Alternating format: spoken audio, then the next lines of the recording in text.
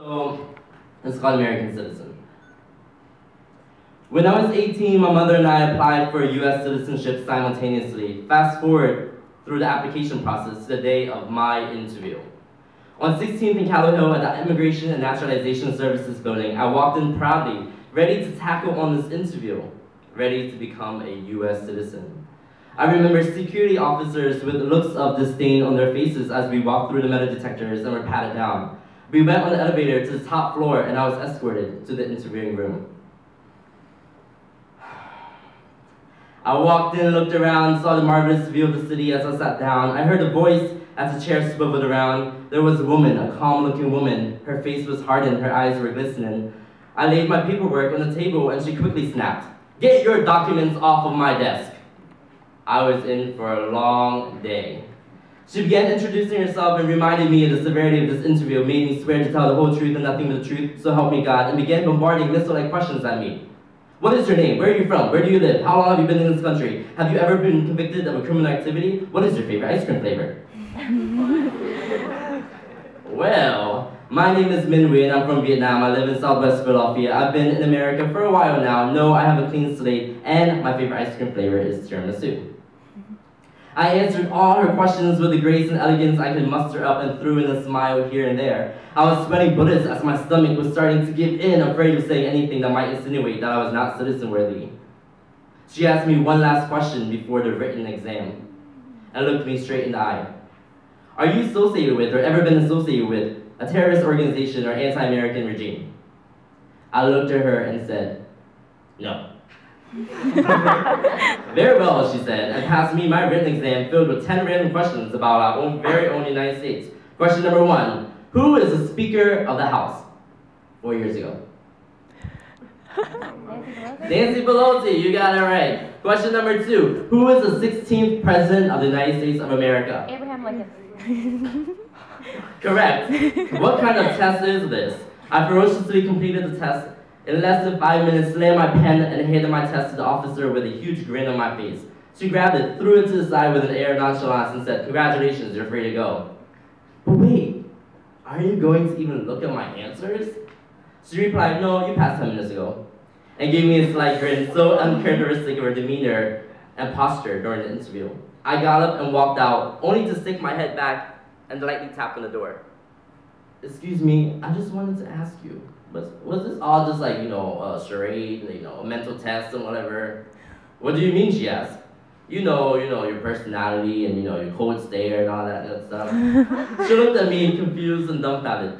"Never mind, goodbye," and I walked out. Yes, I passed. I am now an American citizen. Can't nobody deport me now. My mother, on the other hand, had a very dissimilar experience. My mother is one of those people that works extremely hard for everything in her life. To prepare for the interview, she read through and memorized every single question in the citizenship handbook, watched all the DVDs they gave her, and to brush up on her American culture, she watched an episode of Jerry Springer.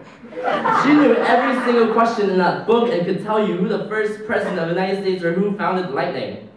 What she didn't know, however, was that getting her citizenship was much more difficult than memorizing questions and answers. During the interview, the examiner asked her questions about her life, and because my mother is not English proficient, she tried to the best of her abilities to answer them.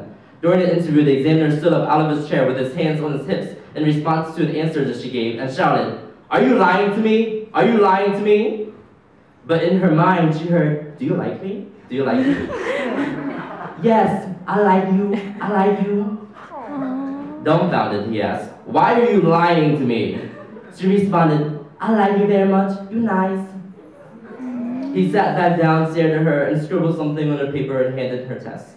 Her heart was thumping as she wrote down the answers to the questions she studied so hard for. You see, these 5th grader questions seem so simple and easy. They're information that everyone should know.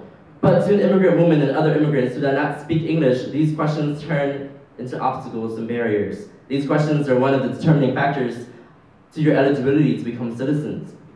If they had provided interpretation and translation, maybe she could have explained to him of how she came to the United States and all the struggles she had to overcome.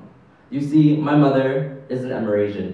Her father, aka the man who raped my grandmother, was a military intelligence operator during the Vietnam War. In a drunken stupor, he raped my grandmother, and voila, my mother came to be.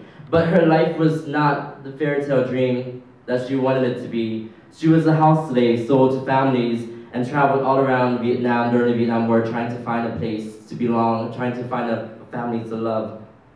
She was sexually, physically, mentally, emotionally abused throughout her childhood, and due to the Immigration Homecoming Act in 1989, she gained she gained visa to come to the United States and had to stay in a transition camp in the Philippines with me as a baby. If they had provided interpretation and translation, she could have told them of how she raised 3 beautiful children, one who was the first in the whole family to attend college, of how she's grateful to America for making her dreams come into fruition, of how she's been in America for 16 plus years, blood, sweat, and tears, providing for her family with no money, education, or power, trying to achieve the American dream. But there was no interpretation, so it merely became a frigid staring contest between the powerful and the powerless. So she walked out with her head held down. She wanted so much to turn around and say, I am as much an American citizen as anyone else. But she didn't, because she couldn't. Thank you.